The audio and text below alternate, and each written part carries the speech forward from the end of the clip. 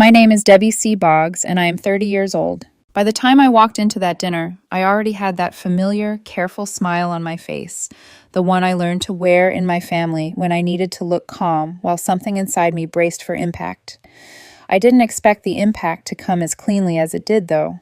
I thought the night would be simple, a celebration, a surprise, a rare moment where I could give something big without it turning into a lesson about my place in the room. I'd used my bonus to buy my brother a trip to Japan. First class, 2 seats, paid in full. I'd planned it weeks ago, quietly, deliberately, because I wanted it to feel magical, like something that could reset the story we'd been stuck in our whole lives. My brother had been obsessed with Japan when we were kids. He talked about Tokyo like it was a promise. Food, culture, neon streets, temples, the whole dream. I told my mom about the tickets because I thought she'd help me make it a real surprise. I thought she'd be proud of me for doing something generous. I thought she'd protect the moment. That was my mistake. The dinner table was crowded with the usual cast. My dad at one end, silent but present, letting my mom do what she always did, control the temperature of the room. An uncle who laughed too loudly. A few relatives who clapped on command. My brother sitting like he belonged at the center of it all, his girlfriend beside him. Already glowing with anticipation because my mom had been acting strange all week in that way she does when she's planning something. My boyfriend Ethan had offered to come with me, but my mother had insisted it was family only, which I accepted the way I always did, like my comfort was a negotiable item. My mother waited until the first plates were served to do it. She didn't rush. She didn't stumble. She made a little show of smoothing her napkin, of looking around the table like she was about to announce a blessing. Then she slid a crisp white envelope across the table toward my brother with a smile that made my stomach tighten before I even understood why. "You're only here because I felt sorry for you," she said. Not to him, but about me, like I wasn't sitting 3 feet away, like I was part of the decor.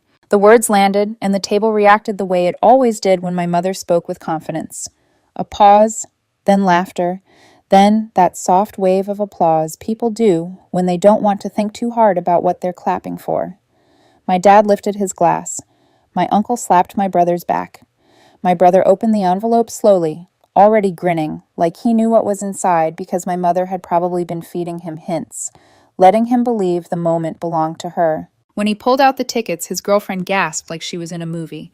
First class to Japan, the exact thing I had bought, the exact thing I had paid for. My bonus turned into her performance.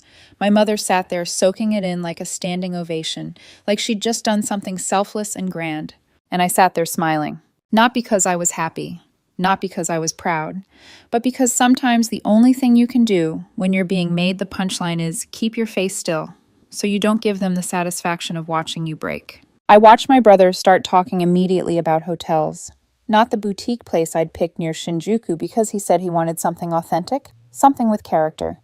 No, he was talking about 5-star luxury, rooftop pools, the kind of places he couldn't afford on his own and never would have booked without someone else's money behind it.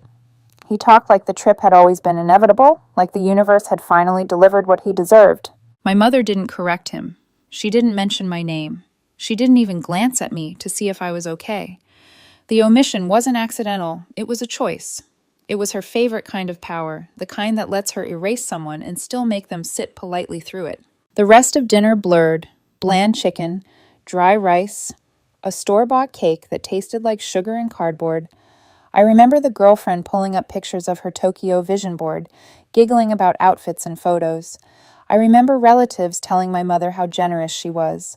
I remember my brother basking in it, the golden child receiving a gift he didn't earn and didn't even think to question. And I remember the exact moment I stopped feeling surprised. Because this wasn't new. This was just louder than usual. My whole life, my mother had treated my contributions like they didn't count unless she could claim them. If I paid for something, it was family money. If I helped, it was what you're supposed to do. If my brother succeeded, it was because she raised him right. If I succeeded, it was because I got lucky. If I suffered, it was because I was too sensitive. I didn't speak. I didn't confront her at the table. I didn't demand credit or ask why she said what she said. I just kept smiling and waited for the moment I could leave without making it a scene, because scenes are what my mother feeds on. She starves without an audience. When the plates were cleared, I stood up calmly, wiped my mouth with my napkin, and said I had an early morning. No one stopped me.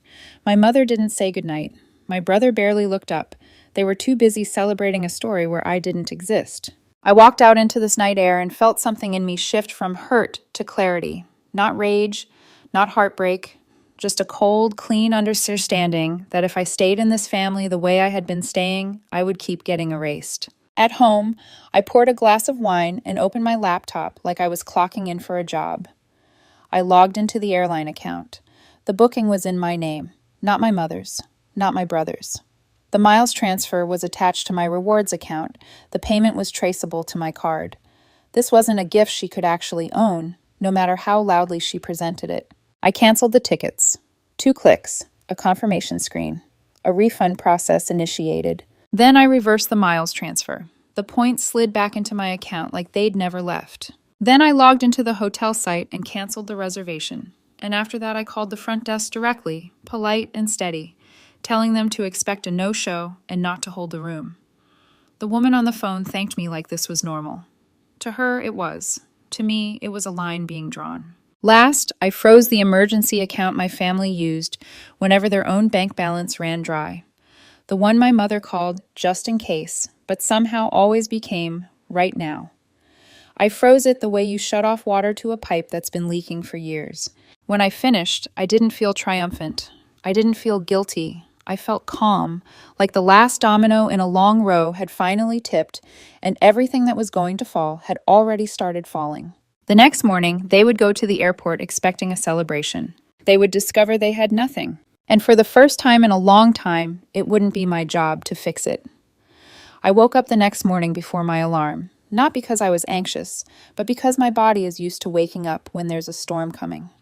The apartment was still dark, the kind of quiet that makes every small sound feel amplified. I made coffee and sat by the window, watching the street like I was waiting for something to appear out of the fog. My phone was face down on the table. For once, I didn't feel the urge to check it. I already knew what would happen. Not in the dramatic, cinematic way people imagine revenge, but in the simple, mechanical way consequences work when you remove the thing holding everything together. The first call came at 7:18 a.m. My brother. I let it ring. Another call, 7:19. His girlfriend at 7:20. I could picture her at the airport in a travel outfit she'd planned for photos, hair done, makeup perfect, clutching a passport like it was a ticket into a better life. At 7:23, my mother. I didn't answer.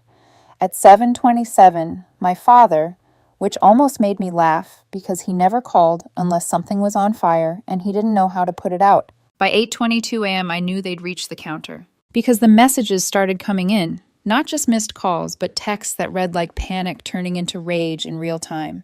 Debbie, answer. This isn't funny. We're at the airport. What did you do? Call me right now. Then, the one that told me exactly how they saw me, even while they were desperate. Fix it. No, please. No question. Just a command, like my role had been restored the moment they needed it. I kept sipping my coffee. I wasn't imagining their faces at TSA. I wasn't gloating. I was just letting the truth play out. The tickets were void because my name had been on the booking. Not my mother's, not my brother's.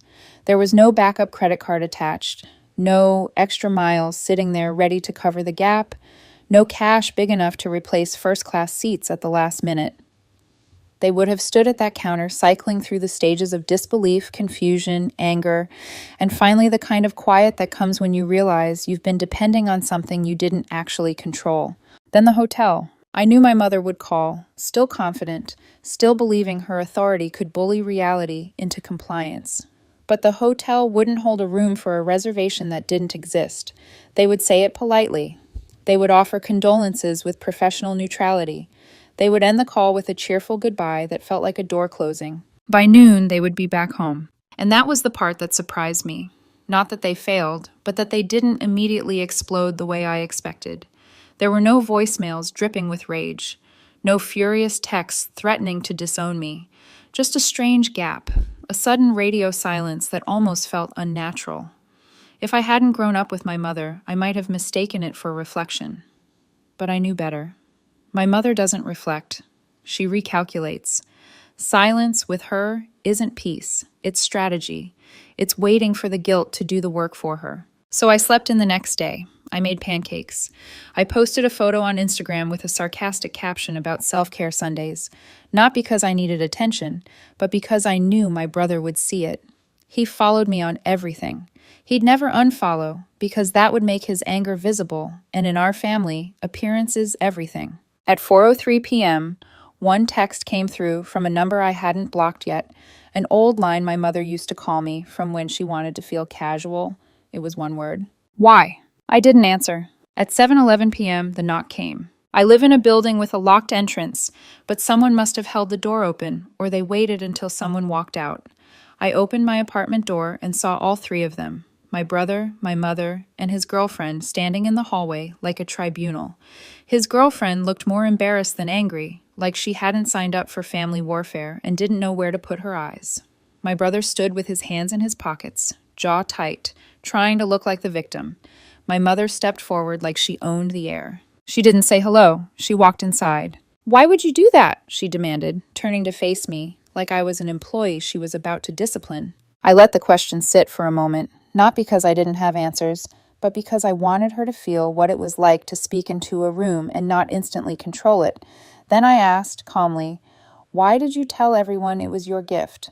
My mother's expression didn't change, but her eyes sharpened. "It was a family gift," she said, like that phrase could erase the receipt, the account history, the months I'd spent planning. "No," I said, "it was mine."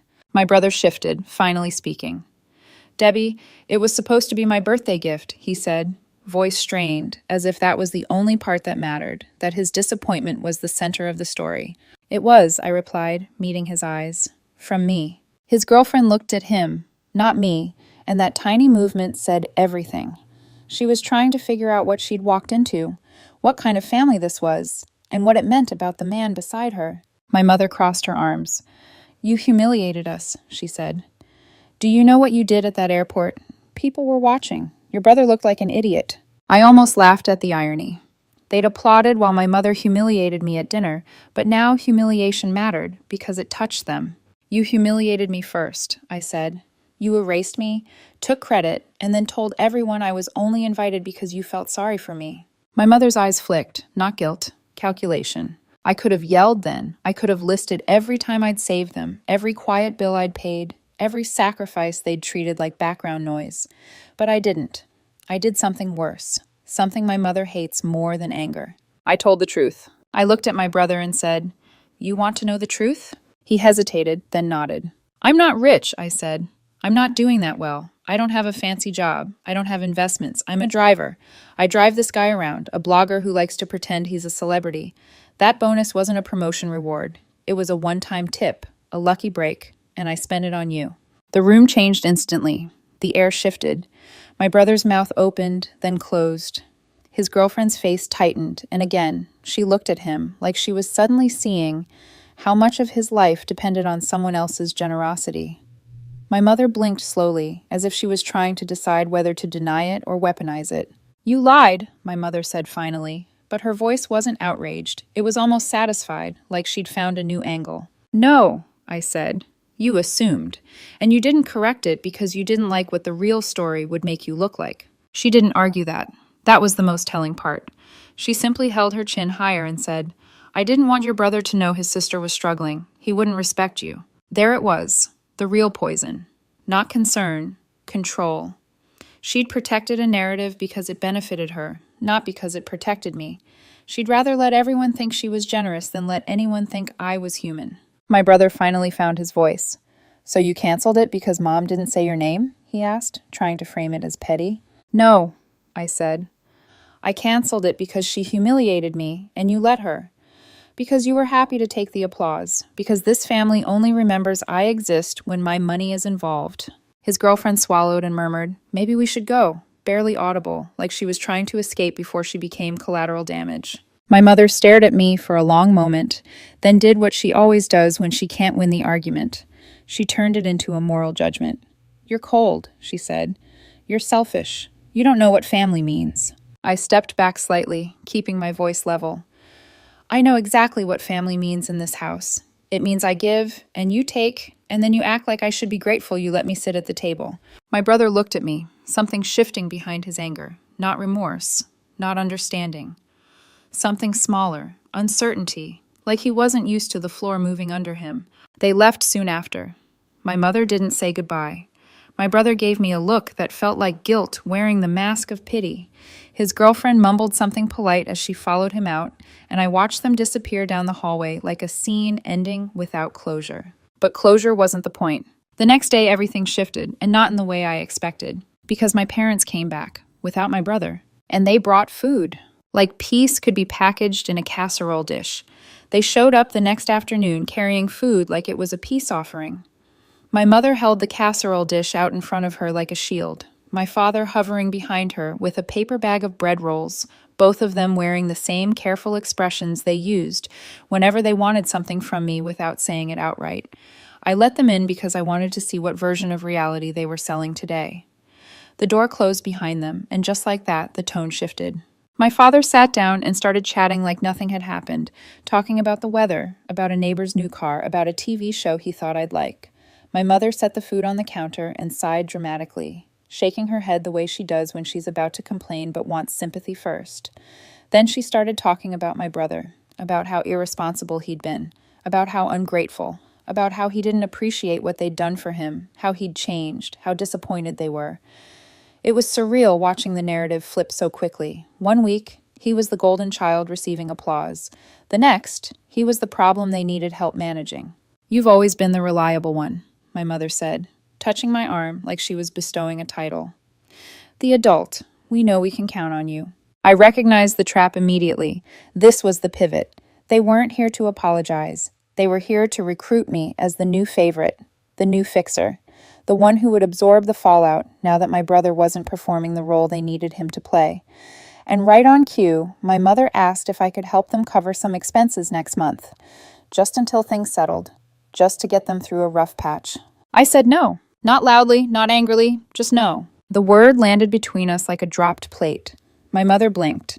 My father frowned as if he'd misheard me. I repeated it calmly and added that I wasn't going to discuss it. I didn't explain. I didn't justify. I didn't soften it. I just said no again and changed the subject. They didn't push right away. I think they believed it was temporary, that I was still punishing them and would fold if they stayed sweet long enough.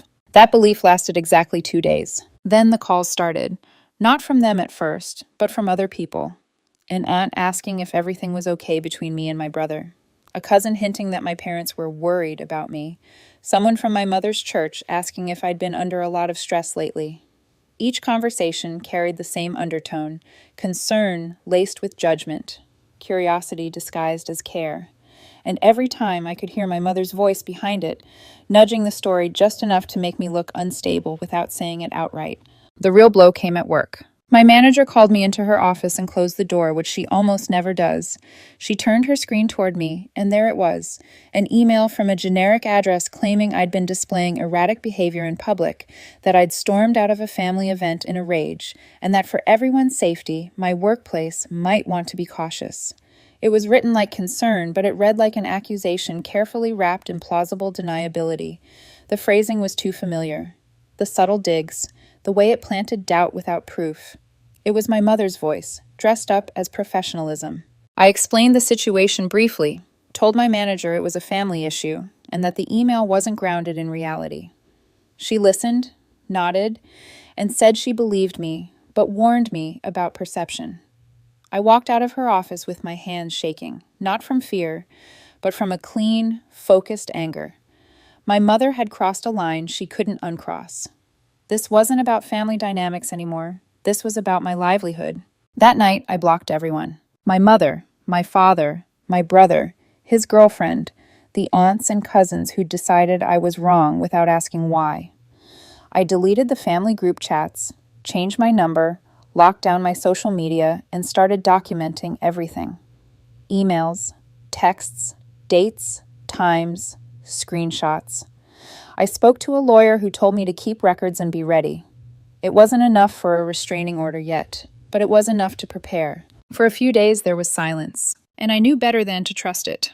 The silence didn't last long enough for me to relax into it. About a week after I blocked everyone, my phone lit up with a number I hadn't blocked yet. My brother. I stared at the screen longer than I should have.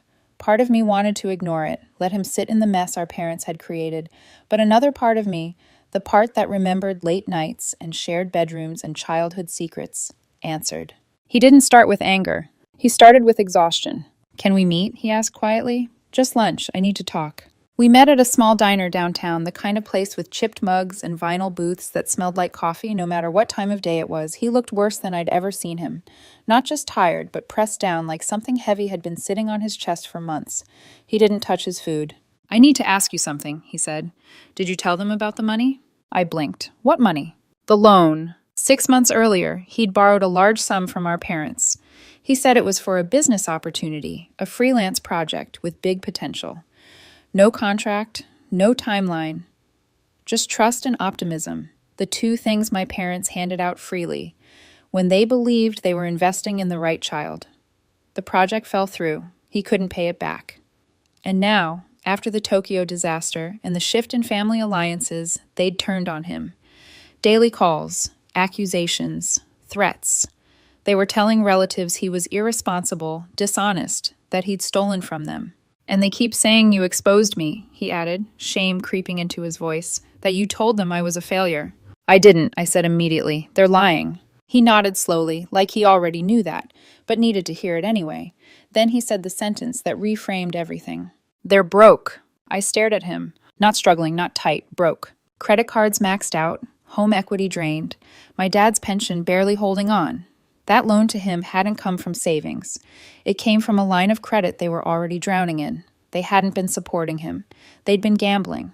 And when it didn't pay off, they needed someone else to blame. All those years of judgment, all those comments about my job, my choices, my lack of ambition, all that superiority, and they'd been underwater the whole time. "They were hoping you'd make something of it," he said quietly, "hoping you'd bail them out again."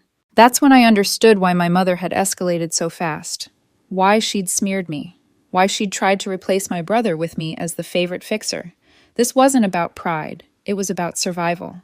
And I was the last rope they had left to grab. A few days later, the truth came out in pieces. A foreclosure notice, missed property taxes, second mortgage payments behind. The house I'd grown up in wasn't just unstable, it was already on fire. My brother and I sat across from each other again, this time in his apartment, papers spread across the table like evidence from a crime scene. We had a choice: walk away completely and let everything collapse, or step in just enough to stop the damage from splashing onto us. We chose the middle. We met with a financial advisor. We had a lawyer draft a 6-month agreement. We would cover the arrears to stop the foreclosure under strict conditions. Transparency, no secrets, no drama. If they violated the terms, the house would be sold. No negotiations. The conversation where we presented it was one I'll never forget. We sat at their kitchen table. My brother did most of the talking. I watched my parents' faces. My dad stared at the papers, like they were written in another language. My mother laughed, not because it was funny, but because she couldn't believe we were serious. "This is how you treat your own parents?" she asked. "No," I said calmly. "This is how we treat people who lied to us and expected us to clean it up quietly." She looked at me with something like hatred. "You're not family anymore." "I figured that out at your dinner," I replied. They signed 3 days later. It didn't fix anything. It just delayed the collapse. And when the details leaked, the story flipped again. Suddenly, my parents were victims being held hostage by their children. Relatives chose sides. Some blamed us. Some stayed silent. Most disappeared. Then came the hospital call. My mother had fallen in the kitchen. Concussion. Fractured wrist.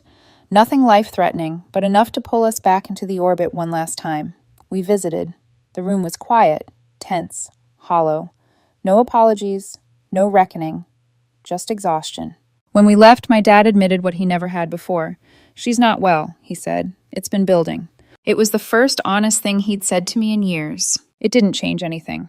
They missed another tax payment the following week. That's when the extended family split completely. Some accused us of cruelty. Others stopped calling altogether. Invitations dried up. Holidays went quiet. The family wasn't fractured anymore. It was gone. Once the truth about the house surfaced, everything unraveled faster than I expected, like a thread pulled from an old sweater that finally gives way. The foreclosure notice didn't stay quiet for long. Someone talked, someone always does, and suddenly the story my parents had worked so hard to control slipped out of their hands. Not the version where they were generous, wronged parents betrayed by ungrateful children, but the real one, where they had been living on borrowed money, borrowed time, and borrowed dignity. Relatives stopped calling to lecture. Some stopped calling altogether. A few sent stiff messages asking if the rumors were true, if my parents were really losing the house, if things were that bad. I didn't confirm or deny anything. I was done managing perception for people who had never managed truth. My brother and I stayed quiet, watching the noise burn itself out. The house went on the market in early spring, not with a sign in the yard or a proud announcement, but quietly, listed through a friend, priced below market to make sure it moved quickly. I found out, the way I found out everything else, by accident. A realtor I went to high school with recognized my last name and mentioned it casually, like it wasn't the place where every version of our family story had been staged for decades. He said my parents looked tired when he met them. Not angry, not dramatic, just tired. They sold it within a month. They moved into a small duplex 2 towns over, somewhere anonymous enough that no one would stop by uninvited. My mother deactivated her social media. My father stopped going to church. The applause dried up when there was nothing left to perform with. The people who had once praised them for raising such successful kids faded away when there was no success left to borrow. The strangest part was how quiet it all became. No final confrontation, no tearful apologies, no last attempt to pull me back in. It was like the story had simply run out of fuel. I didn't hear from my parents again. Not directly. Every now and then, someone would mention seeing them at the grocery store or at a pharmacy, always in passing, always followed by the same phrase. They asked about you.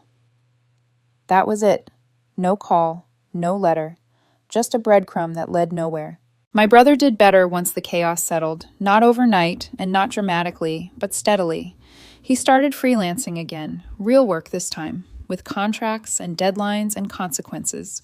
We talked once or twice a week, not like best friends, but like 2 people who survived the same storm and didn't need to keep proving it to each other.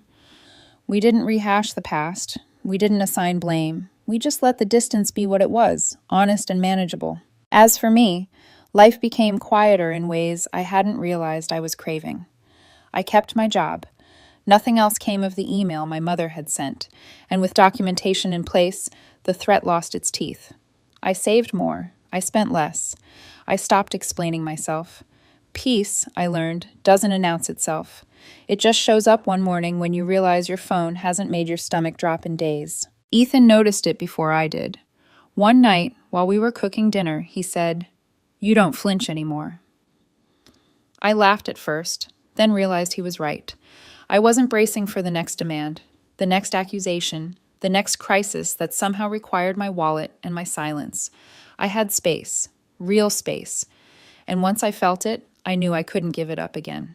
A year passed without ceremony. No holidays together, no forced reunions, no dramatic closure. My parents didn't call on my birthday. I didn't send a card.